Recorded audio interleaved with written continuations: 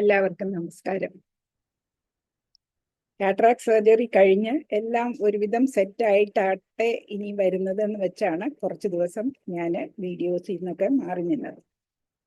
ഫെബ്രുവരി 20, അപ്പം ആദ്യം ഞാൻ സർജറിയുടെ കാര്യം തന്നെ പറയാം. ഫെബ്രുവരി 21 എൻ്റെ ഈ കണ്ണ് ചെയ്തത്. അതിന് ഒരാഴ്ച മുമ്പ് ഈ കണ്ണ് 2 ഫ്രൈഡേ ആയിട്ട് ഫെബ്രുവരിയിൽ ഒരു ഫ്രൈഡേ ഇത് ചെയ്തിട്ട് 14-ാം തീയതി 14th ഈ കണ്ണ് ചെയ്തിട്ട് 21 ഈ കണ്ണും കാറ്ററാക്ട് സർജറി ചെയ്തു. ഈ കണ്ണിലാണ് കൂടുതലായിട്ട് കാറ്ററാക്ട് ഉണ്ടായിരുന്നത്, അതുകൊണ്ട് അത് ആദ്യം ചെയ്തു. ഇത് രണ്ടും ചെയ്ത് കഴിഞ്ഞിട്ട് ഇപ്പോൾ 3 മാസമായി. 3 മാസമായപ്പോഴേക്കും ഒരുവിധം എല്ലാം നോർമലൈസ് ചെയ്തു. അതിനു മുമ്പ് എന്തൊക്കെയായിരുന്നു ഈ what happen, what was the experience ഒക്കെ ഞാൻ പറയാം. കാറ്ററാക്ട് സർജറി കണ്ണ് ചെക്ക് ചെയ്യാൻ പോയപ്പോൾ കാറ്ററാക്ട് അഡ്വാൻസ്ഡ് ആയിട്ട് ഈ കണ്ണിലുണ്ട്, അതുകൊണ്ട് അത് ചെയ്യുന്നതായിരിക്കും നല്ലത്. ഇതിൽ അത്രയില്ല, പക്ഷെ എന്നാലും കണ്ണ് ചെയ്യുന്നതായിരിക്കും നല്ലത് എന്ന് ഡോക്ടർ പറഞ്ഞത് കൊണ്ട് ഞാൻ ഓർത്തു ചെയ്യാമെന്ന്. അദ്ദേഹം പറഞ്ഞ ഒരു കാര്യമുണ്ട്, വയസ്സ് ഇത്രയൊക്കെ ആയില്ലേ, ശരിയാണ്, 70 വയസ്സായി, അതിൻ്റെ കൂടെ ഡയബറ്റിസ് ഉണ്ട്, അപ്പൊ ഇനിയും നമ്മൾക്ക് ഡിലേ ചെയ്ത് കഴിഞ്ഞാൽ കൂടുതൽ പ്രയാസമായിരിക്കും എന്നുള്ള ഒരു ഫിയറും എൻ്റെ മനസ്സിലുണ്ടായിരുന്നു. അതുകൊണ്ട് ഉടനെ തന്നെ ഫിക്സ് ചെയ്തു 14th ഫെബ്രുവരിക്ക് ആദ്യത്തെ കണ്ണ് ഓപ്പറേറ്റ് ചെയ്തു. അപ്പൊ ആദ്യത്തെ കണ്ണ് ഓപ്പറേറ്റ് ചെയ്യാൻ പോകുമ്പോൾ ഭയങ്കര പേടിയോടെ കൂടെയാണ് ഞാൻ പോയത്. അപ്പൊ പേടിയോടുകൂടെയൊക്കെ പോയി എന്തൊക്കെയോ ഭയങ്കരമായിട്ട് ഞാൻ ഇങ്ങനെ കണ്ണ് തുറന്ന് ഈ സർജറി ചെയ്യുമ്പോൾ എങ്ങനെ ഇരിക്കും എന്നൊക്കെ വിചാരിച്ചാണ് ഞാൻ പോയത്. അപ്പൊ സർജറിക്ക് മുമ്പ് അവർ ഡയബറ്റീസ് ഉള്ളത് കൊണ്ട് ബ്ലഡ് ഷുഗറും അല്ലാതെ തന്നെ ബ്ലഡ് പ്രഷറും പിന്നെ ECG കണ്ണിന്റെ ഒരു പൂർണ്ണമായ ചെക്കപ്പ് ഒക്കെ നടത്തിയിട്ടാണ് പിന്നീട് സർജറിക്ക് ഫിറ്റ് ഫോർ സർജറി എന്ന് പറഞ്ഞ് സർട്ടിഫിക്കേഷൻ വാങ്ങിച്ച ശേഷം, അവിടെ തന്നെ ഡോക്ടറുണ്ട്, ഇത് റിപ്പോർട്ട്സ് ഒക്കെ വായിച്ച് നോക്കിയിട്ട് ഫിറ്റ് ആണോ അൺഫിറ്റ് ആണോ എന്ന് തരും. ഞാൻ എൻ്റെ ബ്രദറിൻലോയുടെ അടുത്ത് ഈ റിപ്പോർട്ട്സ് കൊണ്ട് കാണിച്ചിട്ടാണ് ഫിറ്റ് ഫോർ സർജറി എന്ന് എനിക്ക് കിട്ടിയത്. എനിക്ക് വേറെ ഒരു കുഴപ്പവും കണ്ടില്ല, കണ്ണിന്റെ പ്രഷർ നോർമൽ ആയിരുന്നു, കണ്ണിനകത്തെ ഞരമ്പുകളൊക്കെ ഇൻടാക്ട് ആണ്, ദൈവം സഹായിച്ച്. അതുപോലെ തന്നെ ഹാർട്ടിനൊന്നും ECGയിലൊന്നും ഒരു അബ്നോർമാലിറ്റിയും വേരിയബിലിറ്റിയും ഒന്നുമില്ല, ബ്ലഡ് പ്രഷർ ഇല്ല. ഇങ്ങനെയൊക്കെ ആയിരുന്നത് കൊണ്ട് എന്നെ ഫിറ്റ് ഫോർ സർജറി എന്ന് പറഞ്ഞ് 14-ാം തീയതിയാണ് ഫസ്റ്റ് സർജറി. അപ്പോൾ ഫസ്റ്റ് സർജറിക്ക് മുമ്പ് അവർ നമ്മളുടെ കണ്ണ് ഡൈലേറ്റ് ചെയ്യും. കണ്ണിന്റെ ഒരു പരിപൂർണ ചെക്കപ്പ് അതിനു മുമ്പ് നടത്തും, ഡൈലേറ്റ് ചെയ്ത് കണ്ണിന്റെ അകത്തുള്ള ഞരമ്പുകളും ഒക്കെ ഉള്ള സ്കാനോ ഒക്കെ റിപ്പോർട്ട്സ് ഒക്കെ എടുത്ത് എനിക്ക് അതിനെക്കുറിച്ച് ഡീറ്റെയിൽഡ് ആയിട്ട് അറിയത്തില്ല, പക്ഷെ തറോ ചെക്കപ്പ് ചെയ്തിട്ടാണ് അവർ നമ്മളെ സർജറിക്ക് റെക്കമെൻഡ് ചെയ്യുന്നത്. അതിന്റെ കൂടെ തന്നെ കണ്ണിന്റെ മെഷർമെന്റ് എടുക്കും. 2 കണ്ണിന്റെയും നമ്മുടെ മെഷർമെന്റ് എടുത്തിട്ട് നമ്മൾ കണ്ണാടി വാങ്ങിക്കാൻ പോകുമ്പോൾ ഒരു സാധനത്തിൽ കൂടെ ഒക്കെ നോക്കി നമ്മുടെ കണ്ണിന്റെ റീഡിംഗ് ഒക്കെ എടുക്കുമല്ലോ, അതല്ലാതെ കണ്ണിനകത്ത് കൂടെ തണുത്ത വെള്ളമൊക്കെ ഒഴിച്ചിട്ട് എന്തോ വെച്ചിട്ട് ഒരു മെഷർമെന്റ് എടുക്കും. അതിൽ നിന്ന് അവർക്ക് നമ്മുടെ കണ്ണിന്റെ മെഷർമെന്റ് ഉണ്ട്.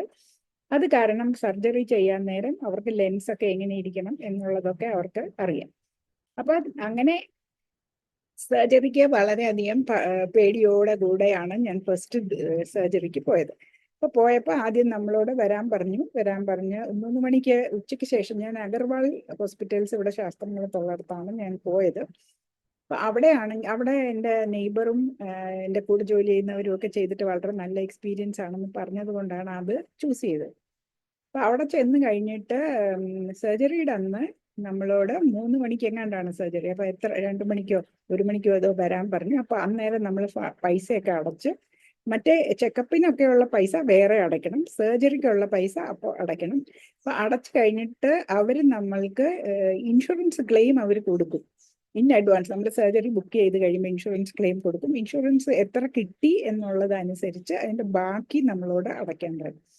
അപ്പൊ അങ്ങനെ പോയി അതൊക്കെ നമ്മൾ പ്രിപ്പയർഡ് ആയിട്ട് അവർ നമ്മളെ വിളിച്ചറിയിക്കും, എല്ലാ കാര്യങ്ങളും വിളിച്ച് കോൺസ്റ്റന്റ് കോൺടാക്ട് ഉണ്ട്, അറിയിക്കും, എപ്പോൾ വരണം എന്നെല്ലാം പറയും. അതുപോലെ എത്ര ഇൻഷുറൻസ് എന്താ അപ്രൂവ് ചെയ്ത് വന്നതെന്നറിയും. അതുകൊണ്ട് ഫുള്ള് ആ ഇൻഷുറൻസ് തുകയ്ക്കകത്ത് ചെയ്താൽ ക്യാഷ്ലെസ് ആയിട്ട് നമുക്ക് സർജറി ചെയ്യാം. അപ്പൊ അത് കഴിഞ്ഞിട്ട് അവർ ചോദിച്ചായിരുന്നു ഏത് ലെൻസ് വേണമെന്ന്. അത് ഞാൻ ഡോക്ടറോട് തന്നെ പറഞ്ഞു. ഡോക്ടർക്ക് എൻ്റെ കണ്ണ് നോക്കിയിട്ട് ഏത് ലെൻസാണ് ബെസ്റ്റ് എന്ന് തോന്നുന്നത് അത് വെച്ചോളാൻ പറഞ്ഞു. അപ്പൊ എൻ്റെ നീഡ്സ് ഒക്കെ ഞാൻ ഡോക്ടറോട് പറഞ്ഞായിരുന്നു. എൻ്റെ ഏറ്റവും ഡിസ്റ്റന്റ് വിഷൻ മാത്രമല്ല, ഞാൻ ഒത്തിരി കമ്പ്യൂട്ടറിൽ ചിലപ്പോഴൊക്കെ ക്വസ്റ്റ്യൻ ആൻസർ അടിക്കുക അങ്ങനെയൊക്കെ പലതും ചെയ്യും. അപ്പോൾ എനിക്ക് അത് കണ്ണാടി വെക്കുമ്പോൾ ചിലപ്പോൾ ആ കമ്പ്യൂട്ടറിന്റെ ഡിസ്റ്റൻസ് ശരിയായിട്ട് വരത്തില്ല. അപ്പോൾ എനിക്ക് ഡോക്ടർ റെക്കമെൻഡ് ചെയ്ത ലെൻസ് ആണെങ്കിൽ മിഡ് വിഷനും ഡിസ്റ്റന്റ് വിഷനും ഉള്ള ഒരു ലെൻസാണ്. അതിന് എക്സ്റ്റെൻഡഡ് സംതിങ് എന്നാണ് പറയുന്നത്. അപ്പോൾ ആ ലെൻസാണ് റെക്കമെൻഡ് ചെയ്തത്. അപ്പോൾ അങ്ങനെ എല്ലാ കാര്യങ്ങളും ഒക്കെ സെറ്റായിട്ടാണ് സർജറിക്ക് പോയത്. അപ്പോൾ സർജറി വളരെയധികം ഭയത്തോടെയാണ് ചെന്നപ്പോൾ നമ്മളോട് കണ്ണ് പിടിക്കാനൊന്നും ഇല്ലെന്നൊക്കെ പറയും ഡോക്ടർ. കണ്ണിലെ മരുന്നൊക്കെ ഒഴിച്ച് കണ്ണ് ശരിക്ക് ഡൈലേറ്റ് ചെയ്തിട്ടാണ് സർജറി ചെയ്യുന്നത്. അപ്പം നല്ലതുപോലെ ഡൈലേറ്റ് ചെയ്ത് കഴിഞ്ഞ് നമ്മളെ തിയേറ്ററിന്റെ തിയേറ്റർ ഉള്ള ഫ്ലോറിൽ കൊണ്ടുപോയിട്ട് അതിൻ്റെ ഒരു റെസ്ട്രിക്റ്റഡ് ഏരിയയ്ക്കകത്ത് നമ്മളെ വെയിറ്റ് ചെയ്യിക്കും. അവിടെ ഇരിക്കും, കണ്ണ് എത്രയായി നോക്കും. അത് ആ സമയത്ത് തന്നെ പ്രഷറൊക്കെ ഒന്നുകൂടെ നോക്കും. പ്രഷറും ഷുഗറും ഒക്കെ ഒന്നുകൂടെ നോക്കും. ഷുഗറൊക്കെ വളരെ നോർമലായിട്ടാണ് ആ പീരിയഡിലൊക്കെ ഇരുന്നത്. എനിക്ക് തന്നെ അത്ഭുതമായിരുന്നു. അത് കഴിഞ്ഞ് ഞാനൊരു CGM ആ സമയത്ത് വെച്ചിട്ടുണ്ട്. അത് കഴിഞ്ഞിട്ട് പോയി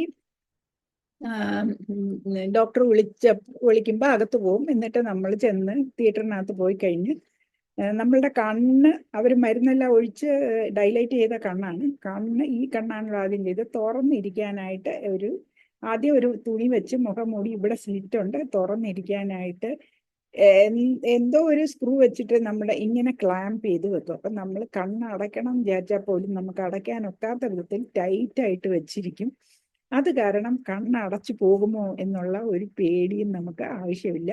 കാരണം അടയ്ക്കാൻ നമ്മളെ കൊണ്ട് സാധിക്കുകയില്ല. മറ്റേ കണ്ണ് നമ്മൾ അടച്ചു വെച്ചുകൊണ്ട് കിടക്കും.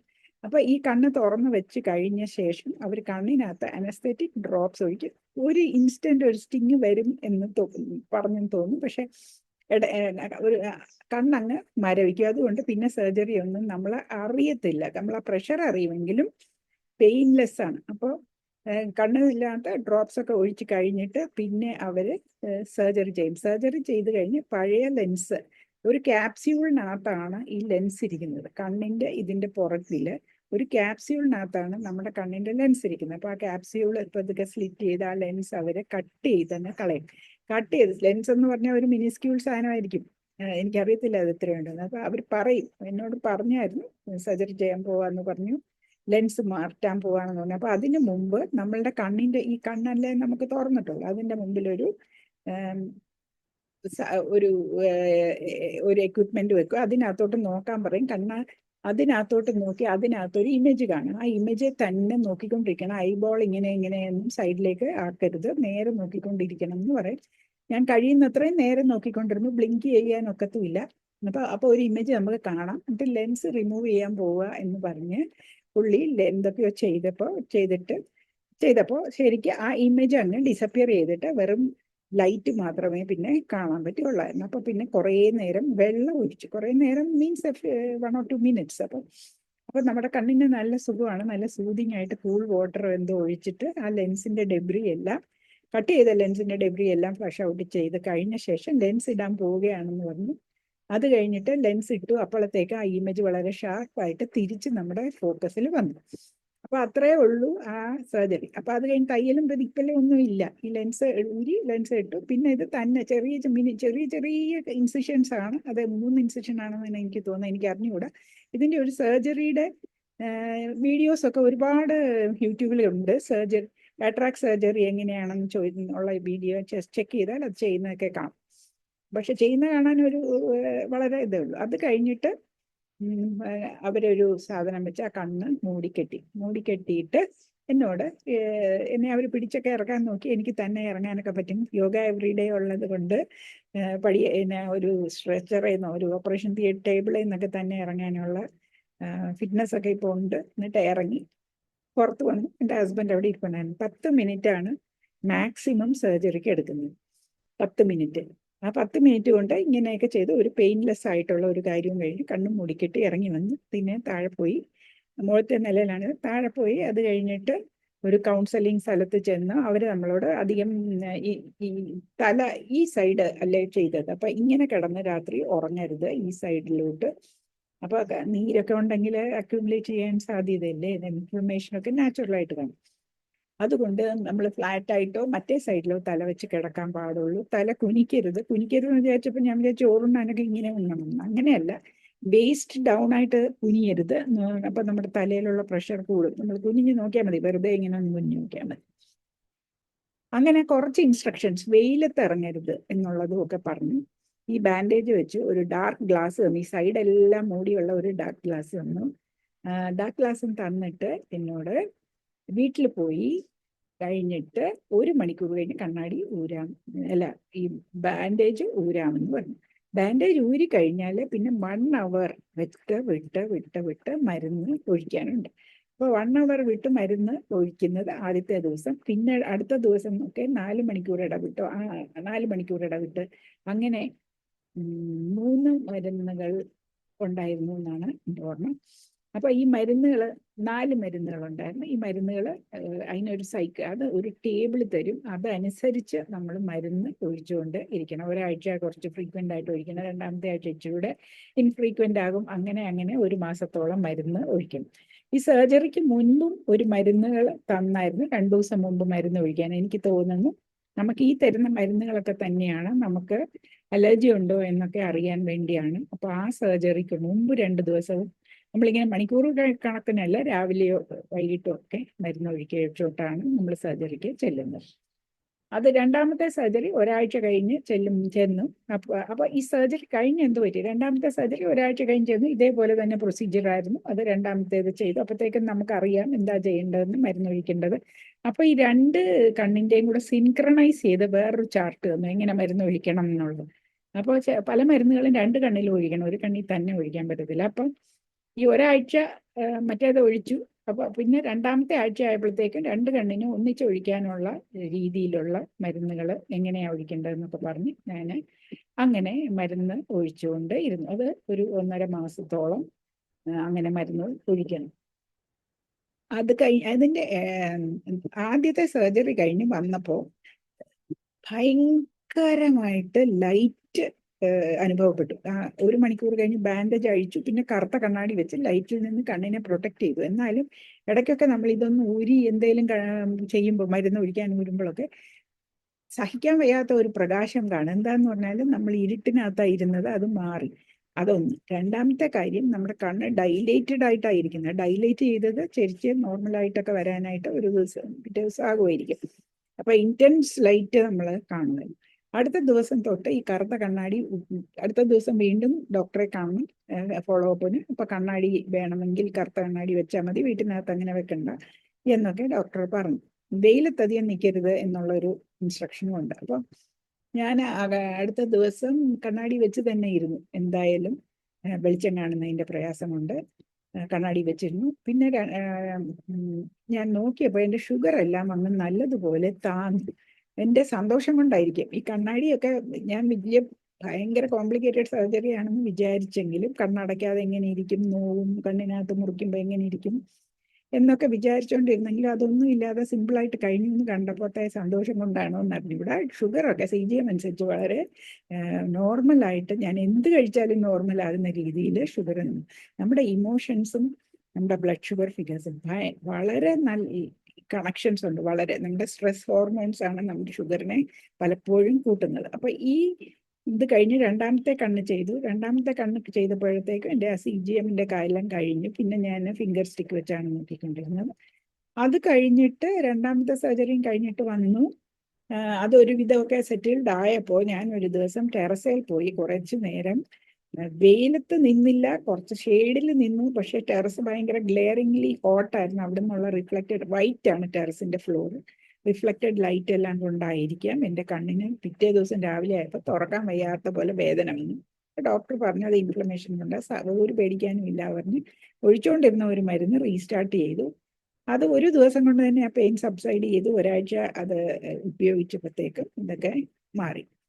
പിന്നീടും ഒരു ഡ്രൈനെസ് എനിക്ക് ഉണ്ടായിരുന്നു. കുറേ ദിവസമൊക്കെ ലൂബ്രിക്കൻ്റ് മരുന്ന് ഉപയോഗിച്ചുകൊണ്ടിരുന്നു. ഇപ്പോഴും ഞാൻ ദിവസത്തിൽ ഒരു പ്രാവശ്യമെങ്കിലും അത് ഉപയോഗിക്കും. ആവശ്യം ഉണ്ടോയെന്ന് അറിഞ്ഞുകൂടാ, എന്നാലും ചില ദിവസം എണീക്കുമ്പോൾ കണ്ണിന് ഇവിടെയൊക്കെ ഒരു പിള കെട്ടിയോ എന്നൊക്കെ ഒരു തോന്നൽ, ഇവിടെ കണ്ണിൻ്റെ ഈ കോണേഴ്സ് അങ്ങനെയൊക്കെ തോന്നും. അതുകൊണ്ട് ഞാൻ ആ മരുന്ന് തുടരുന്നുണ്ട്. അത് എനിക്ക് തോന്നുന്നു ഈ കുപ്പിയിലുള്ള മരുന്ന് തീരുമ്പോഴത്തേക്കും ഇതൊക്കെ നിർത്താൻ സാധിക്കും. ഇപ്പോൾ പ്രത്യേകിച്ച് ഒരു കുഴപ്പവും ഇല്ല. മെയിനായിട്ട് എനിക്കുള്ള കുഴപ്പം അഡ്ജസ്റ്റ്മെന്റ് ആണ്.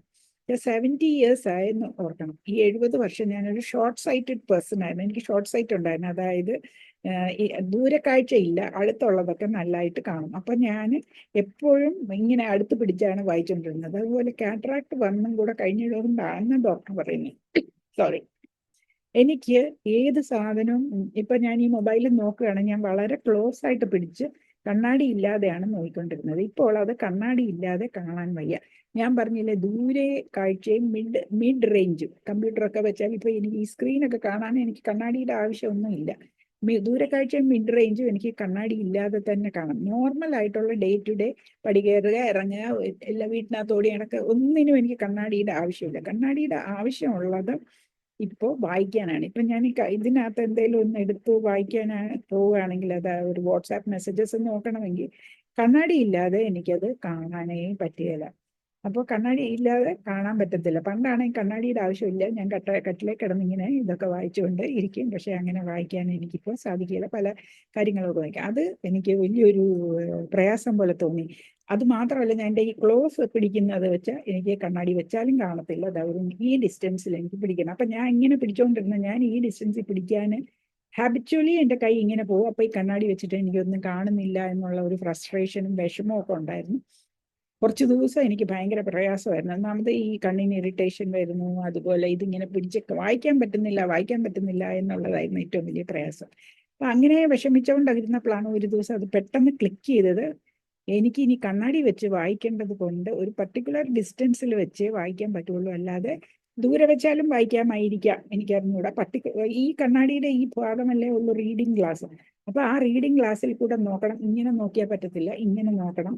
അത് ഈ ഡിസ്റ്റൻസ് തൊട്ട് ഇവിടെ തൊട്ട് ഇവിടെ വരെയും എനിക്ക് കാണാം. പക്ഷെ ഇങ്ങനെ പണ്ടത്തെ പോലെ അടുത്ത് പിടിച്ചാൽ കാണത്തുമില്ല. അപ്പൊ ഈ ഡിസ്റ്റൻസിനകത്ത് ഓപ്പറേറ്റ് ചെയ്യണം എന്നുള്ളത് മനസ്സിലാക്കാനും എൻ്റെ ബ്രെയിനിനെ അതുമായിട്ട് ട്രെയിൻ ചെയ്യാനും എടുത്ത ഒരു ഗ്യാപ്പ് പീരീഡ് എനിക്ക് വളരെ സ്ട്രെസ്ഫുൾ ആയിരുന്നു. ഇനി ഒരിക്കലും എനിക്ക് വായിക്കാൻ പറ്റത്തില്ല. പക്ഷെ ഒരു കാര്യം ഞാൻ പറയാം, കൊച്ചു മരുന്ന് കുപ്പിയിലൊക്കെ ചെറിയ ചെറിയ അക്ഷരങ്ങൾ കാണത്തില്ലേ, അതെനിക്ക് കണ്ണാടി ഇല്ലാതെ വായിക്കാമായിരുന്നു. ഇപ്പൊ എനിക്ക് കണ്ണാടി ഉണ്ടെങ്കിലും പലതും വായിക്കാൻ പറ്റുകയില്ല, അത്രയും മൈന്യൂട്ട് ആയിട്ടുള്ള. അത് ചിലപ്പോൾ അവർ നമ്മൾ വായിക്കരുത് എന്ന് ഉദ്ദേശിച്ചാണോ അങ്ങനെ വെച്ചിരിക്കുന്നതെന്ന് അറിഞ്ഞൂടാ. റിഫ്ലക്റ്റീവ് സർഫസിലൊക്കെയാണ് അവർ അടിച്ചു വെക്കുന്നത്. അപ്പൊ നമുക്കത് വായിക്കാൻ വളരെയധികം പ്രയാസമായിരിക്കും. അങ്ങനെയുള്ള ചില ഇതേ ഉള്ളൂ. അങ്ങനെ വരുമ്പോൾ ഞാൻ എന്താണ് ചെയ്യുന്നതെന്ന് പറഞ്ഞാൽ, ഞാൻ എൻ്റെ മൊബൈൽ എടുത്ത് അതിൻ്റെ ഒരു ഫോട്ടോ എടുക്കും. ഫോട്ടോ എടുത്തിട്ട് അതിനെ എൻലാർജ് ചെയ്ത് ഇത് വായിക്കും, അങ്ങനെ വായിക്കേണ്ടതായിട്ടുള്ള കാര്യങ്ങൾ ഉണ്ടെങ്കിൽ. അപ്പൊ ഇതാണ്. അപ്പൊ ഓൺ ദ ഹോൾ ഇത് ചെയ്തതിന് എനിക്ക് വളരെ സന്തോഷമുണ്ട്. ഇച്ചിരി കൂടെ താമസിച്ചിരുന്ന ഇച്ചിരി കൂടെ പ്രയാസമായിരുന്നതിന്, പ്രായം കൂടിയത് കൊണ്ട് മാത്രമല്ല, നമ്മുടെ അഡ്ജസ്റ്റ്മെന്റ്സും കൂടും. ഇരുട്ടിൽ നിന്ന് പ്രകാശത്തിലേക്ക് വരുമ്പോഴുള്ള അഡ്ജസ്റ്റ്മെന്റ്സും കുറെ കൂടെ കൂടും. അപ്പൊ അത് പണ്ട് തന്നെ 2018 ഞാൻ പ്രിസൈസിൽ പോയിട്ട് കണ്ണ് ചെക്ക് ചെയ്തപ്പോൾ ആ ഡോക്ടർ എന്നോട് പറഞ്ഞായിരുന്നു, കാറ്ററാക്ടിന്റെ ബിഗിനിങ് ഉണ്ട്, വേണമെങ്കിൽ ഇപ്പോഴേ സർജറി ചെയ്യാം. അന്ന് ഞാനത് ചെയ്തില്ല, പല കാരണങ്ങൾ കൊണ്ട്. പക്ഷെ അന്ന് എനിക്ക് അതിന്റെ ഒരു പ്രയാസവും തോന്നിയില്ല, കണ്ണാടി വെച്ച് നന്നായിട്ട് കാണാം. അങ്ങനെ പോയിട്ട് കുറെ നാൾ കഴിഞ്ഞിട്ട് ഒരിക്കൽ എനിക്ക് നോക്കിയപ്പോൾ പരുന്തൊക്കെ ആകാശത്ത് ഡബിൾ വിഷൻ കാണാൻ തുടങ്ങി. ആകാശത്ത് പരുന്ത് ഇങ്ങനെ വട്ടത്തിൽ പറക്കുമ്പോൾ അതല്ല ഫോർമേഷനിൽ പറക്കുന്നല്ലോ എന്ന് നോക്കുമ്പോൾ അത് ഒരു പരുന്തിനെ രണ്ടായിട്ട് കാണുകയാണെന്നൊക്കെ എനിക്ക് മനസ്സിലായി. അങ്ങനെയുള്ള ചില പ്രോബ്ലംസ് വന്നു.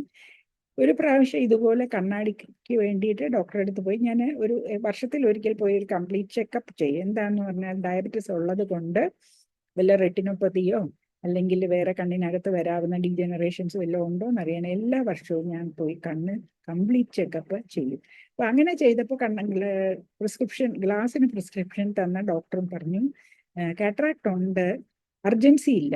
അങ്ങനെയാണ് പറഞ്ഞത്. 2 ഡോക്ടേഴ്സിനെ കണ്ടു. ഒരാൾ പറഞ്ഞു കാറ്ററാക്ട് ഉണ്ട്, അർജൻസി ഇല്ല എന്ന് ആദ്യത്തെ ഡോക്ടർ പറഞ്ഞു. കണ്ണാടിയുടെ പ്രിസ്ക്രിപ്ഷൻ തന്നു. അവരുടെ അവിടെ തന്നെ കണ്ണാടി എന്നെ ആളിൻ്റെ അടുത്തോട്ട് കണ്ണാടി കടയിലോട്ട് അയച്ചു. അപ്പൊ ഞാൻ അവരോട് പറഞ്ഞു, ഞാൻ പുറത്തുനിന്ന് വാങ്ങിച്ചോളാം എന്ന് പറഞ്ഞ് ഞാൻ പുറത്തുനിന്ന് പോയി വളരെ എക്സ്പെൻസീവായി 55,000 ലെൻസിന് മാത്രമുള്ള ഒരു കണ്ണാടി വാങ്ങിച്ചു. കണ്ണാടി വാങ്ങിച്ചു കഴിഞ്ഞിട്ട് വളരെ ഡിസപ്പോയിന്റിങ് ആയിട്ട് എനിക്കത് വെച്ച് ഒന്നും കാണാൻ വയ്യ.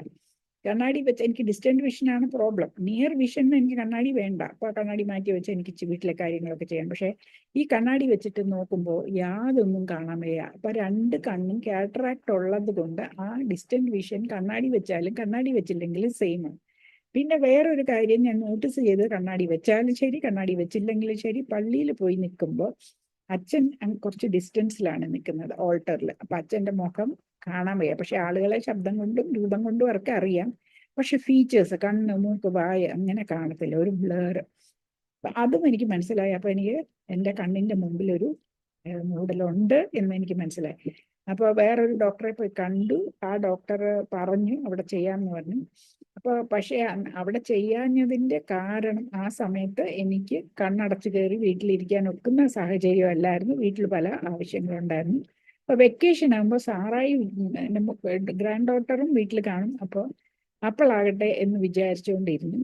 അപ്പോൾ വെക്കേഷൻ എടുത്തപ്പോൾ ജോർജ് എൻ്റെ ഹസ്ബൻഡ് എന്നെ അഗർവാളിൽ കൊണ്ടുപോയി ആ ഡോക്ടറെ കാണിച്ചു. കാരണം എൻ്റെ ഹസ്ബൻഡിന് അദ്ദേഹത്തെ പരിചയമുണ്ട്. അപ്പോൾ കാണിച്ചപ്പോൾ അദ്ദേഹം ഇതൊക്കെ പറഞ്ഞു, ഇങ്ങനെ ചെയ്യുന്നതാണെന്നല്ല. വേറെ ഒരു ഡോക്ടറും എന്നോട് അങ്ങനെ പറഞ്ഞില്ല കേട്ടോ. എല്ലാവരും പറഞ്ഞ കാറ്ററാക്ട് ഉണ്ട്, അർജൻസി ഇല്ല. പക്ഷെ കണ്ണാടി വെച്ചാലും കാണാത്ത കാറ്ററാക്ട് അർജൻസി അല്ലെങ്കിൽ പിന്നെ എന്താണ്? ചുമ്മാ ഞാൻ എൻ്റെ പൈസ കളഞ്ഞു. ഒരു കണ്ണ് സർജറി ചെയ്യാനുള്ള എമൗണ്ട് ഞാനൊരു യൂസ്ലെസ് ആയിട്ടുള്ള കണ്ണാടി വാങ്ങിച്ച് കളഞ്ഞു. എല്ലാ സൺ പ്രൊട്ടക്ഷനും കമ്പ്യൂട്ടറിൻ്റെ ലൈറ്റ് പ്രൊട്ടക്ഷനും എല്ലാം ഉള്ള ഒരു വളരെ മനോഹരമായ ഒരു കണ്ണാടി ഞാൻ വെറുതെ ലെൻസിന് മാത്രം 55,000 രൂപ കൊടുത്തന്ന് വാങ്ങിച്ചു. അതുകൊണ്ട് എനിക്ക് ഒരു ഉപയോഗവും ഉണ്ടായും ഇല്ല. പക്ഷെ ആ ഡോക്ടേഴ്സ് നമ്മളോട് ക്ലിയർ ആയിട്ട് പറഞ്ഞു തന്നില്ല. ഈ ഡോക്ടറാണെങ്കിൽ വളരെ clear and cut and dry ആയിട്ട് പറഞ്ഞു, എന്തിനാ ഇത് വെച്ചുകൊണ്ടിരിക്കുന്നത്. അങ്ങനെ പറഞ്ഞിരുന്നെങ്കിൽ ഞാൻ നേരത്തെ ചെയ്തേനെ. അതുപോലെ എനിക്ക് ഇപ്പോൾ തോന്നുന്നു ആദ്യം ഏറ്റവും ഫസ്റ്റ് അല്ലെങ്കിൽ കുറച്ച് കഴിഞ്ഞ ഉടനെ ചെയ്യുന്നതാണ് നല്ലത്. എന്ന് വെച്ചാൽ നമ്മൾ ഏജ് കഴിയുമ്പോൾ തോറും നമുക്ക് ഈ പോസ്റ്റ് ഓപ്പറേറ്റീവ് അഡ്ജസ്റ്റ്മെന്റ് അവർ നല്ലതായിട്ട് സ്പീഡിലൊക്കെ ചെയ്തു തരും.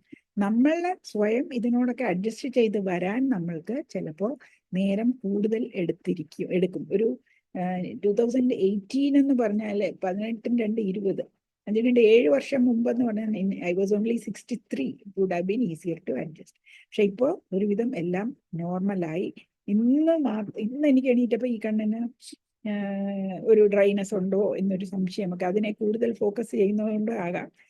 അല്ലെങ്കിൽ ഇത് ചെയ്തതിൽ അല്ലെങ്കിൽ I M quite normal. Except ഞാൻ കുക്ക് ചെയ്യുമ്പോൾ, ഇപ്പൊ കണ്ണാടി വെക്കാതെ കുക്ക് ചെയ്യത്തില്ല. സ്മോക്ക്, എൻ്റെ വീട്ടിലെ പ്ലാറ്റ്ഫോം ഇത്രയും താഴ്ന്നാണ്. അപ്പൊ അതിന്റെ സ്മോക്ക് ഒക്കെ നേരെ കണ്ണിലേക്ക് ചിലപ്പോൾ വരും.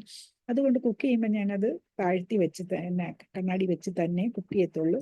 അതുപോലെ ഉള്ളിയൊക്കെ ഇങ്ങനെ പൊളിക്കാനും ഒക്കെ അരിയാനും ഒക്കെ അടുത്ത് പിടിച്ചാൽ കണ്ണാടി വെച്ചാലേ കാണത്തുള്ളൂ. പക്ഷെ താഴെ കട്ടിംഗ് ബോർഡ് വെച്ചാൽ കണ്ണാടി ഇല്ലാതെ കാണാൻ, because it is mid range. അപ്പം നമ്മൾ ആ ഡിസ്റ്റൻസ് അഡ്ജസ്റ്റ് ചെയ്യാനായിട്ട് പഠിക്കാനായിട്ടുള്ള ഒരു താമസം എനിക്ക് കുറച്ച് സ്ട്രെസ് ഉണ്ടാക്കി. അപ്പോൾ എൻ്റെ ഷുഗർ വളരെയധികം കൂടിയിരുന്നു. പിന്നെ ഞാൻ എൻ്റെ CGM യൂസിൽ നിന്ന് മനസ്സിലാക്കിയ ചില കാര്യങ്ങളും കൂടെ നിങ്ങളോട് പറയണമെന്നുണ്ട്. അത് ഞാൻ അടുത്ത വീഡിയോയിൽ പറയാം. ഇത് വളരെ നീണ്ടു പോയിട്ടുണ്ട്. ഞാൻ ഇത് അപ്ലോഡ് ചെയ്യുമ്പോൾ അതിൻ്റെ ഡിസ്ക്രിപ്ഷൻ ബോക്സ്, നിങ്ങൾക്ക് അറിയാലോ ഡിസ്ക്രിപ്ഷൻ ബോക്സ് എന്താണെന്ന്, എങ്ങനെ ഈ സർജറി ചെയ്യുന്നതിനെ കുറിച്ച് എനിക്ക് കണ്ടുപിടിക്കാവുന്ന വീഡിയോസൊക്കെ ഞാൻ അടിയിലിടാം. അപ്പം നിങ്ങൾക്ക് ഇതെന്താ കാണാം, ഇതൊക്കെ കാണാം. എങ്ങനെയാണ് സർജറി ചെയ്യുന്നത്, കണ്ണെങ്ങനെയാണ് തുറന്നു വെക്കുന്നത്, അതൊക്കെ കാണാം. അപ്പോൾ പിന്നെ റേറ്റ്സ് ആണെങ്കിൽ വലിയൊരു വൈഡ് റേഞ്ചിൽ നമുക്ക് സർജറി ചെയ്യാനുള്ള ഓപ്ഷൻസ് ഉണ്ട്. ദൈവത്തിൻ്റെ സഹായം കൊണ്ട് ഇത്രയും എല്ലാം നന്നായിട്ട് വന്നു. അപ്പം ഇത് കൂടി പോകാതെ ഇരിക്കാൻ നന്ദി, നമസ്കാരം. സംശയങ്ങളുണ്ടെങ്കിൽ കമൻറ്റ് ബോക്സിൽ പോസ്റ്റ് ചെയ്താൽ ഞാൻ പറയാം.